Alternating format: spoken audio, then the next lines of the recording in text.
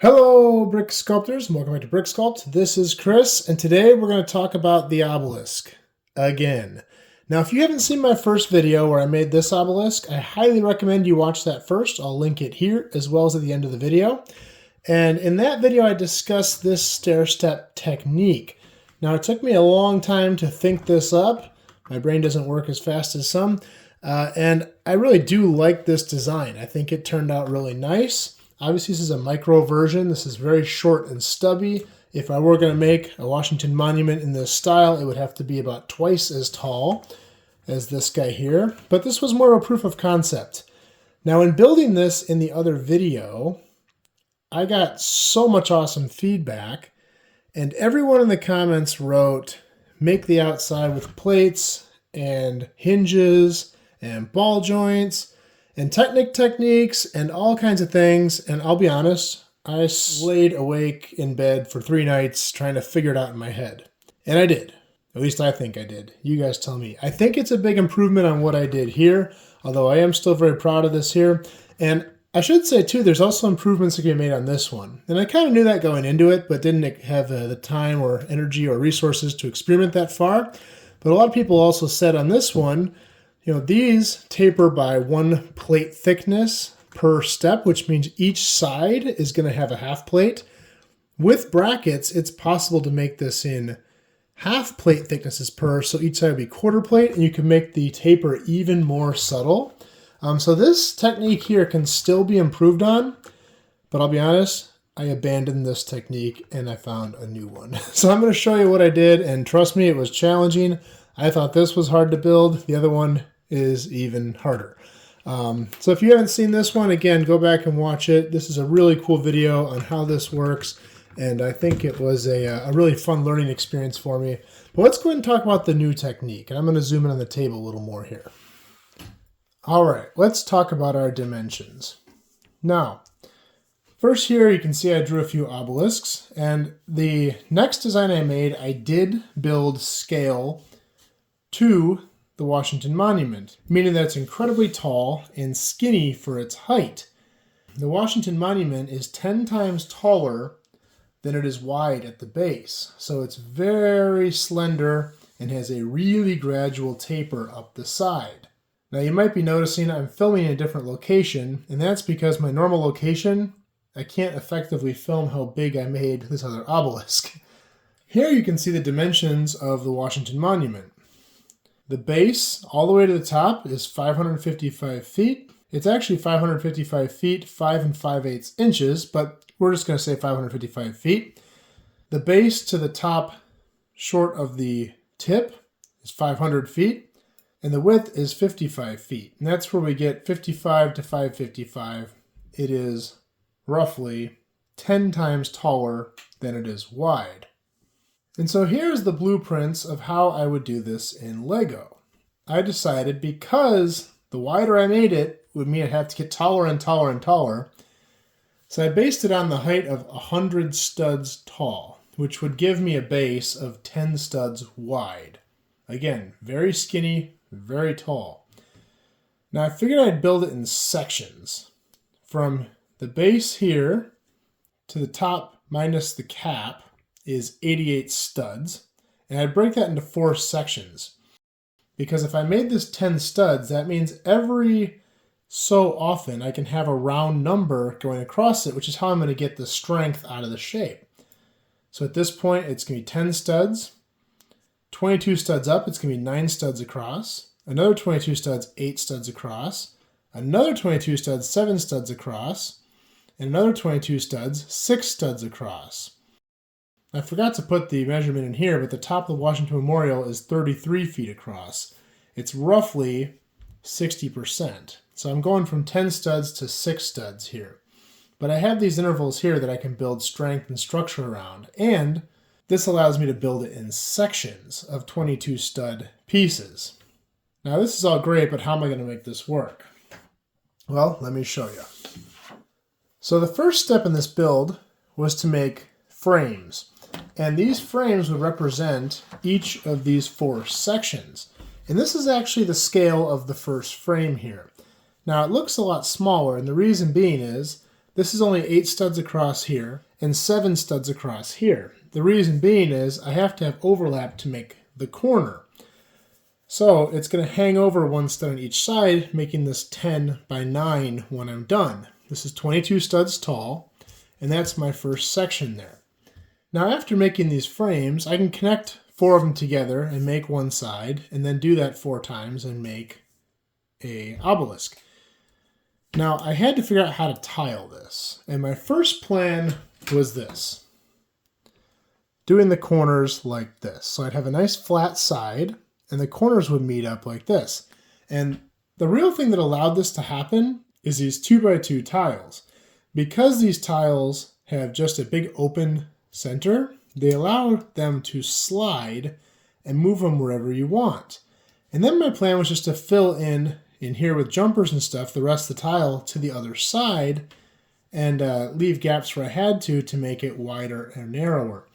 I like the idea. The corner was pretty good looking, but not perfect. The fronts would be nice and flat, but they would have some weird gaps in the middle, and it would be a lot of very small pieces. Now that wouldn't be a big problem, other than it's a lot of tedious work to stick them on there. Because the Washington Monument is all made of blocks, it actually look pretty accurate. But after playing around with this, I did build some larger sections of it like this, and it just had a lot of weird gaps in here, and it just didn't work out great. So I did abandon this plan. The plan I settled on, I decided that the outside corners were the most important to look good. So what I did was this. I built up the edges like this. So you'd have a perfectly straight outer edge on both sides, just like that. On the top and bottom, I would fill in as I could.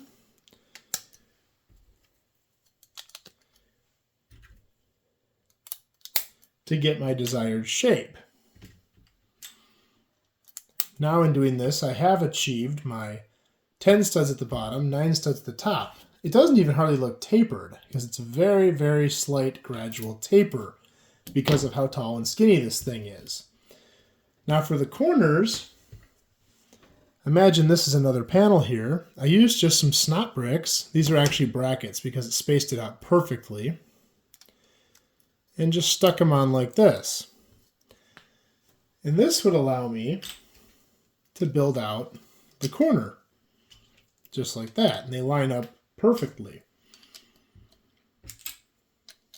The brackets give you that half plate gap, which allows this to line up really, really nicely. And then this gap here we can fill by putting some bricks in. And I'll show you what I mean. So if we take just a stack of 1x1s or these long column 1x5s, you can slide them up in there. I can even put a 2-sided snot piece on there and connect it in. This makes this corner super strong, and you don't see any gap there. It's just white. So looks really nice too. And that builds out a corner. Now after doing this all looks great. The challenge is filling in these gaps because these are tapered. You can already see up here, you're going to have some slight gaps forming. And so minimizing those will be the key to making this look the best it can. Let me show you what I built, and it is a work in progress. I've only filled out one side, so bear with me. Here is version 1. I apologize, I didn't remake the cap. I reused that part because I couldn't make that look any better, at least yet, maybe in the future. And here is version 2.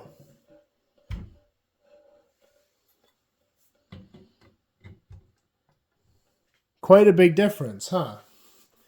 As you can see, it's obviously more than twice as tall. It's incredibly big, and I haven't filled it out yet. This is still a prototype. I've ordered a lot of parts to try to fill this out, but I'm going to show you how I built this. And unfortunately, I won't be able to get the whole thing in screen at the same time, but I think I can do a pretty good job without. So, I apologize for the colors. This is a prototype. It took a lot of skinny plate, and so I used up most of what I had. So I got all kinds of colors in there. And here you can see a corner I've filled out, and this is basically what I demonstrated with the single panel here, where I've got a whole side of just these strangely shaped gaps. And that is the really hard part of this technique. The edges, they look awesome because they're perfectly straight. And honestly, that's the key, I think, to making a really good looking obelisk. If the corners don't look good, it's not going to look good. And so that was really the secret there.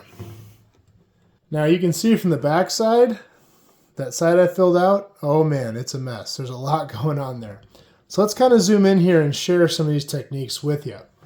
Now obviously there's going to be some gaps, and the key to this technique is to make your gaps as minimal as possible. And I'll tell you, down at the bottom, it's a little easier than way up at the top. See up here? Because it gets skinny and you don't have as much space to work with. So as you get taller and thinner, it does make these gaps a little more obvious. And I think I probably could minimize a little bit more, but it'd be a ton more work. But I'm pretty happy with how this side came out. It's pretty darn solid. I apologize, I have some gray in here. I didn't have those brackets in white, so I'm gonna have to order those. I've actually already ordered them. I'm just waiting for them at this point. And I will do a follow-up once I have this complete to show the whole thing. But what you can see here, I built some snot technique here. So I kind of made sections, and I might be able to pop one of these out. There we go. So you can see I built a section.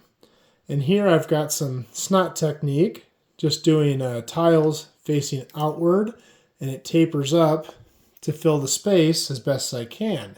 And I just built the same type of deal for all 4 sections to fill it out. Now, this took a lot of time to figure out each one of these, and they're all unique, but to replicate it for 4 sides, I just have to make all the same pieces again since everything is symmetrical. Getting these in can be kind of difficult, especially I can't wait till I have all 4 sides full and I can't reach through the thing. That's going to be really challenging. But we'll cross that road when we get there. But let me know what you guys think. Like I said, I've spent a lot of brain power on this trying to get it just perfect. I honestly think it turned out pretty good.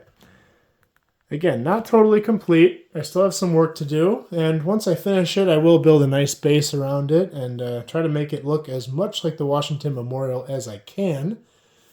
Again, I'm still not super happy with that cap piece. I cannot get that in white. I don't know why Lego never really made that in white. There's a few out there, at least they claim to be out there. But I don't know. So for now, it's going to be tan. If I ever do make a model that's worthy of displaying, I don't know, I may have to spray paint it. Who knows? But we'll figure that out later. If there's anything you would add to this or any suggestions you have for me, please feel free to leave in the comments. I love hearing the feedback from you guys. That's what inspires me to make awesome things like this. If you like this video, please like and subscribe. So I'm going to do more just like this in the future. And we will see you next time.